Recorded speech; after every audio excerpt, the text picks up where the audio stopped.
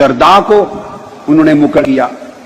پھر بیان کرتے انما کان الحق معہو اے ما علی رضی اللہ تعالیٰ عنہ فی تلک النوبہ لصحت بیعتہ و انعقادہا فکان علی الحق فی قتال معاویہ بصفین. امام ابن الحمام لکھتے ہیں حق بغیر شک و شبہ کے مولا علی المرتضیٰ کی طرف تھا. یہ گڑمڑ کرنے کی اجازت نہیں، یہ منافقت اور مداہنت ہے کہ پتہ نہیں حق ادھر تھا یا معلوم نہیں حق ادھر تھا، یا یہ کہنا کہ دونوں طرف سے آبا ہیں، دونوں طرف حق ہے، ہم کچھ نہیں کہہ سکتے. نہیں، اتنے فیڈر میں دودھ پینے والے بچے نہ بنو، نہ اتنے بدھو خود بنو، نہ بدھو امت کو بناؤ. حق کی ہر ایک کو پہچان ہے. 1400 سال میں ہزاروں کتابیں بھری پڑی ہیں اس پر، ہر کتاب نے حق کو کھول کے لکھ دیا ہے. پھر آگے فرماتے ہیں کہ قتال صفین میں جب جنگ صفین ہو گئی تھی، بغیر شک و شبہ کے حق مولا علی المرتضیٰ کے ساتھ تھا. اب صاحب فتح القدیر لکھتے ہیں کہ اس پر دلیل قولہ علیہ الصلاۃ والسلام لعمار، جو متفق علیہ حدیث ہے بخاری مسلم کی، کہ آقا نے فرمایا ستقتلک الفئۃ الباغیہ، عمار تمہیں ایک باغی گروہ قتل کرے گا، شہید کرے گا. اب آقا علیہ السلام جس گروہ کو باغی کہہ دیں، دنیا میں کون مسلمان ہے محمد مصطفیٰ کا کلمہ پڑھنے والا اور خود کو مصطفیٰ کا امتی کہنے والا، جس گروہ کو مصطفیٰ الفئۃ الباغیہ کہہ دے، اس کے بعد وہ ان کے فیضان کے چشمے جاری کرے اور ان کی تقریریں کرے اور ان کے عرسوں کا اعلان کرے؟ خدا کے لیے یہ کام 1300 سال میں اہل سنت کے اکابر نے نہیں کیا تھا. یہ فتنہ نہ بپا کرو. خاموشی مسلک اہل سنت بس، مگر خاموشی مداہنت کے ساتھ نہیں، وضاحت کے ساتھ کہ حق پر کون تھا اور کون غلطی پر تھا. ان کو خروج اور بغاوت کا لکھا ہے اس عمل کو. اور اس کے بعد پھر آگے میں دیکھیے، کسی کو شوق ہو مجھ پر فتویٰ نہ لگائیں، مجھ سے پہلے امام مرغینانی صاحب الہدایہ پہ لگائیں، امام ابو منصور بغدادی پر لگائیں، امام ابو المعین النصفی پہ لگائیں، صاحب شرح المواقف پہ لگائیں، صاحب شرح المقاصد پہ لگائیں، اور صاحب شرح عقائد نصفیہ پہ لگائیں. میں نے کل درجنوں کتب حافظ ابن حجر اسقلانی پہ لگائیں، امام عینی پہ لگائیں. میں نے آپ کو 1300 سال کی تاریخ علم کل پڑھا دی. ان پہ جو فتویٰ لگائیں اس میں میں بھی شریک ہوں. توبہ کر لینی چاہیے. اور فرماتے حضور علیہ السلام کا ارشاد، اور یہ لکھ کر کہ آقا نے فرمایا تھا عمار تمہیں باغی گروہ قتل کرے گا. اب آگے یہاں بھی ڈنڈی مارنے کی اجازت نہیں کہ کون باغی تھا، کس نے قتل کیا، کس نے نہیں. کوئی کہہ سکتا ہے جی معلوم نہیں. میں کہا نہیں، اتنے بدھو نہیں ہیں کہ معلوم نہیں.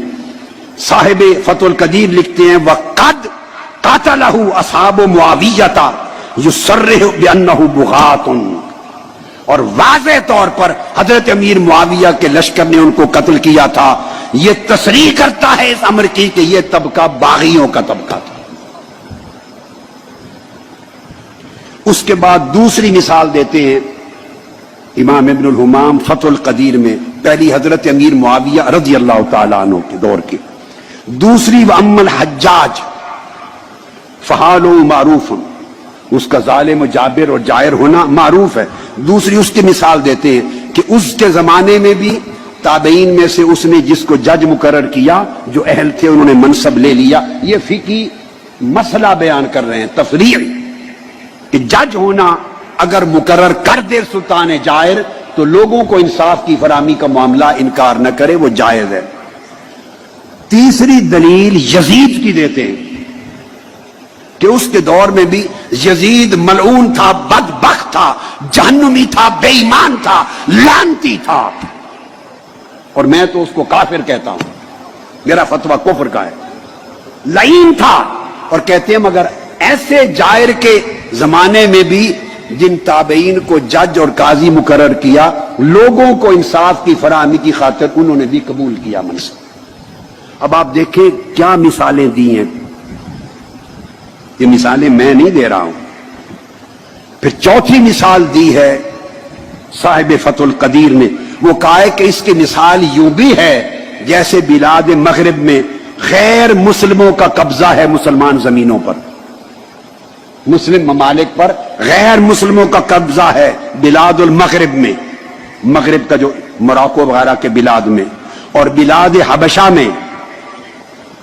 مگر وہاں مسلمان ہے ہی کوئی نہیں سلطان، لیکن لوگوں کے مسائل حل کرنے اور انصاف کی فراہمی کے لیے لوگ مل کر خود ہی اپنا کسی کو والی اور گورنر مقرر کر لیتے ہیں، خود ہی اپنا جج مقرر کر لیتے ہیں، خود بھی جمعہ اور عید کی نماز کے لیے امام مقرر کر لیتے ہیں. یہ تقرری بھی جائز ہے. وہ کہتے ہیں جس طرح یہ تقرریاں لوگوں کی ضروریات کو پورا کرنے کے لیے جائز ہیں، اس طرح ایسی تقرری ان کے دور میں بھی جائز ہے. اب میرا خیال ہے کوئی 2 سال کا بچہ ہوگا تو شاید اس کو سمجھنا آئے، شاید 3 سے 4 سال سے اوپر کی عمر کا بچہ بھی نہیں رہے گا جس کو سمجھنا آئے.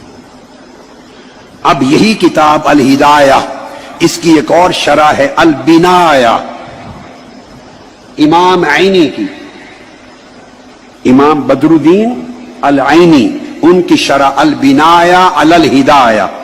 اب اس کی عبارت لے لیں، وہ بھی یہی کہتے ہیں والحق کان بید علی رضی اللہ تعالی عنہ فی نوبتہ. اس ٹرم میں، اس باری میں حق مولا علی کے طرف تھا. یہ بیان کر کے آگے جملہ سن لیں العنایہ. میں بڑا اہم جملہ بتا رہا ہوں شرح الہدایہ پر. فقہ حنفی کی مسلم کتاب، یہ امام عینی شارح بخاری بھی ہیں، عمدۃ القاری کے مصنف، اور یہ شارح ہدایہ بھی ہیں البنایہ. وہ لکھتے ہیں وَعِنْدَ أَهْلِ السُّنَّةِ، اہل سنت کا عقیدہ بیان کرتے ہیں.